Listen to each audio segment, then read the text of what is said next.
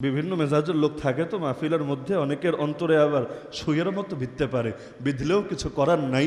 যেটা আল্লাহর পক্ষ থেকে দায়িত্ব সেটা বলা লাগবেই লাগবে। মধুর মতো লাগলেও বলা লাগবে, তীরের মতো লাগলেও বলা লাগবে। মিষ্টি খাওয়ার সুন্নত আর কতকাল রে ভাই, পেটে পাথর বাঁধার সুন্নত তো লাগবে। আর সারা জীবন শুধু নরম নরম সুন্নত দেখালেই কি চলবে?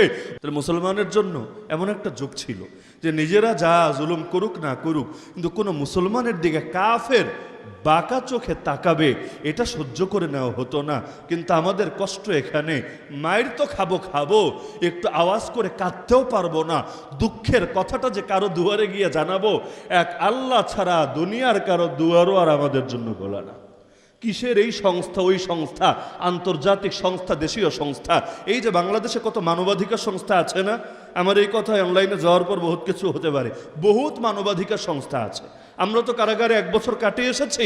দেখবেন কারাগার নিয়েও মাঝে মধ্যে পত্র পত্রিকায় বা টেলিভিশনে বহুত রিপোর্ট হয় যে এদের এই উন্নতি, ওই উন্নয়ন, এই সুবিধা, ওই সুবিধা, এটা করা হচ্ছে, ওটা করা হচ্ছে। কিন্তু কোন কারাবন্দীদের জন্য?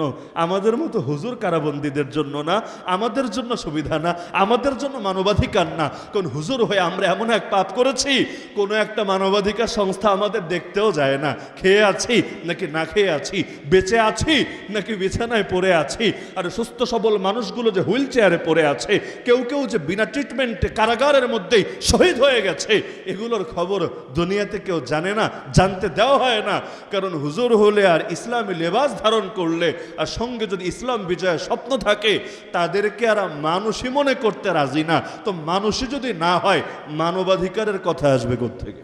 আজও দেশে দেশে কোন মানবাধিকার দেখাচ্ছে? এর জবাব কি জানেন? ওদের চোখে মুসলমানরা মানবী না, মানবী না। তো মানব যেহেতু না, মানবাধিকারের প্রশ্ন আসবে না। মানব কারা? মানব হলো কাফেররা, মানব হলো মুশরিকরা। ওদেরকে নিয়ে খুব দরদ, মুসলমানদের নিয়ে কোনো দরদ কাজ করে না। জাদু বিশ্বাস করেন তো? জাদু আছে এটা জানেন তো নাকি? আল্লাহ নবীজি সাল্লাল্লাহু আলাইহি সাল্লামকে জাদু করা হয় নাই। কোরআন মাজিদের সর্বশেষ 2 সূরা, সূরায়ে ফালাক আর সূরায়ে নাস, যেই 2 সূরার মধ্যে আয়াত আছে 11টা, 2 সূরার মধ্যে আয়াত আছে 11টা।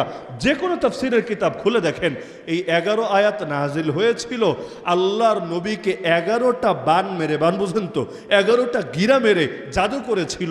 এক ইহুদি লোক তার কন্যাকে দিয়ে এই গিরাগুলা মারিয়েছিল। ওই 11টা গিরা, জাদুর গিরা কাটানোর জন্য আল্লাহ 11টা আয়াত হাদিয়া দিলেন নবীকে।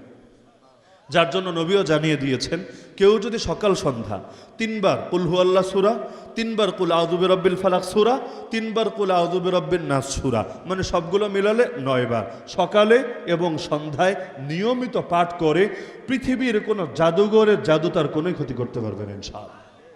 তাহলে জাদু এটা বহু যুগে প্রয়োগ করা হতো। নবী মুসা আলাইহিস সালামকে হারানোর জন্য ফেরাউন কাদেরকে এনেছিল? বড় বড় বিজ্ঞানীদেরকে, বড় বড় দার্শনিকদেরকে। কাদেরকে? বড় বড় জাদুঘরদেরকে। তো জাদুবিদ্যা এটা কাফেররা অনেক সময় প্রয়োগ করে মুসলমানদেরকে দমানোর জন্য। এই যে দাজ্জাল আসবে না কিয়ামতের আগে, দাজ্জালের সবচাইতে বড় শক্তি কি? এই যে আসমানকে বলবে বৃষ্টি শুরু, জমিনকে বলবে আরে ফসল চলে এসেছে, এমনকি আপনার বাসায় গিয়ে দাওয়াত দিবে, তুই আমার উপরে ঈমান আন। ঈমান যদি না আনে, যখন ঘর থেকে বের হবে, আপনার ঘরে যা কিছু আছে একেবারে আসবাবপত্র থেকে শুরু করে হাঁস, মুরগি, মাছ, যত আইটেম আছে, দাজ্জালের পেছনে পেছনে যেতে শুরু করবে। মানে দাজ্জাল চলে গেলে আপনি পুরাই ফকিরনি, পুরাই মিসকিন, কিছুই থাকবে না। তো দাজ্জালের সঙ্গে শক্তি আসবে কোত্থেকে? এগুলো জাদু।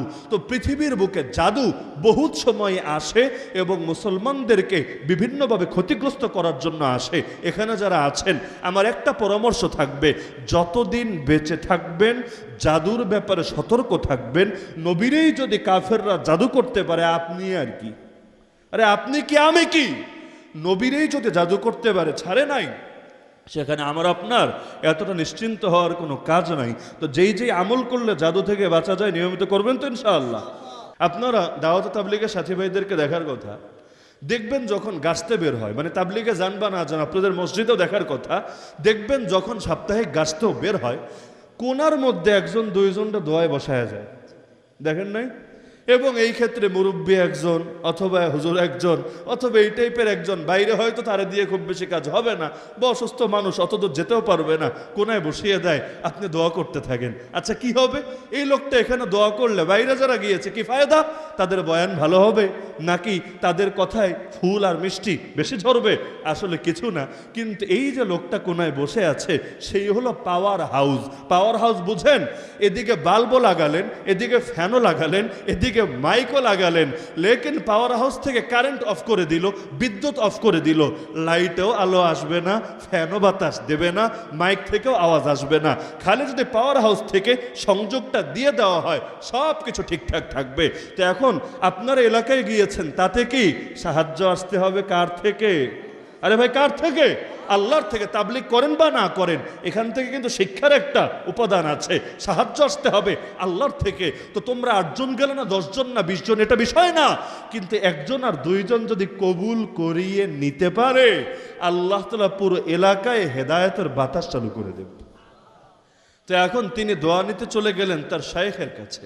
তার শায়েখকে নাম বললে সবাই চেনার কথা, সুলতানুল আউলিয়া খাজা নিজামুদ্দিন রহমতুল্লাহ আলাইহি। নাম শোনেন নাই? হয়তো আপনারা এভাবে শুনেছেন খাজা নিজামুদ্দিন আউলিয়া। আউলিয়া আসলে তার নাম না, আউলিয়া আবার ব্যক্তির নাম হয় কেমন? তার মূল নাম হলো নিজামুদ্দিন। তো খাজা নিজামুদ্দিন, আর তিনি যেহেতু ওলিদের শিরোমণি, এজন্য বলা হয় সুলতানুল আউলিয়া। যেমন ইমাম ইজ্জুদ্দিন বিন আব্দুস সালাম রহমতুল্লাহ আলাইহিকে বলা হতো সুলতানুল উলামা, মানে সব আলেমদের মাথার তাজ, আলেমদের শিরোমণি। বলবেন আলেমদের শিরোমণি মানে কি? মানে হলো, একটা ঘটনা শুনলে বুঝবেন। তার জামানায় বাদশাহ ছিল সুলতান রুকনুদ্দিন বাইবার্স রহমতুল্লাহ আলাইহি, মুসলমান বাদশাহ। এক যুগে ছিলেন গোলাম, পরবর্তী যুগে হয়েছেন বাদশাহ। কিন্তু এত শক্তিশালী বাদশাহ, আরে কিসের হালাকু খানের সেই মঙ্গোলীয় বাহিনী, কিসের খ্রিস্টানদের সেই ক্রুসেডার বাহিনী, কিসের মুসলমানদের বিভিন্ন বিদ্রোহী বাহিনী, কেউ পাত্তাই পায় না তার কাছে। এমনকি ইসলামী বিশ্বে সর্বপ্রথম খেলাফত পতন হওয়ার পর যিনি পুনরায় খেলাফত প্রতিষ্ঠিত করেছেন তার নাম সুলতান রুকনুদ্দিন বাইবার্স রহমতুল্লাহ আলাইহি। এত পাওয়ারফুল এক শাসক, তিনি বলতেন আসমানের নিচে জমিনের উপরে আমি কাউকে ভয় করি না, না হালাকু খানকে, না কোনো খ্রিস্টানকে, না কোনো মুশরিকরে, না অন্য কাউকে, সিরেফ একজন ব্যক্তি ছাড়া। অবাক করার ব্যাপার না? এত পাওয়ারফুল বাদশাহ, যিনি কখনো যুদ্ধে হারেন না, যার সামনে কেউ টিকতেই পারে না, কচুকাটা হয়ে যায়, তিনি বলেন আসমানের নিচে জমিনের উপরে আমি দুনিয়ার কাউরে ভয় পাই না, একজন বাদে। সেই একজনটা শুনলে মনে হয় না উনি মনে হয় তার চাইতেও বড় পাওয়ারফুল বাদশাহ, যার বাহিনী আরো বেশি, যার অস্ত্রশস্ত্র আরো বেশি। তিনি বলেছেন আরে না, তিনি হলেন এই হুজুরটা সুলতানুল উলামা ইমাম ইজ্জুদ্দিন বিন আব্দুস সালাম। কেন? ওনার উস্তাদ, ওনার পিসাব, যে এজন্য উনি ভয় পায় না। তিনি বলেছেন আমি যত পাওয়ারফুল বাদশাহ হই, আরে মানুষ এই হুজুরকে এত ভালোবাসে, হুজুর যদি খালি হাতের আঙ্গুলে দিয়ে ইশারা দেয় মানুষকে যে আমাকে আমার গদি থেকে নামাতে হবে, তার ইশারা দিতে দেরি, ওই দিন সূর্য ডোবার আগে মানুষ আমাকে গদি থেকে নামাতে দেরি হবে না। এই হলো আলেমকুল শিরোমণি হওয়ার অর্থ। মানে তিনি এমন রাজত্ব করেন মানুষের দিলের উপর, শরীরের উপর না, দেশের উপর না, দিলের উপর, যে তার ইশারায় মুসলমান উঠে, তার ইশারায় মুসলমান বসে। ওই ক্ষেত্রে শব্দ প্রযোজ্য হয় সুলতানুল উলামা ইমাম ইজ্জুদ্দিন বিন আব্দুস সালাম।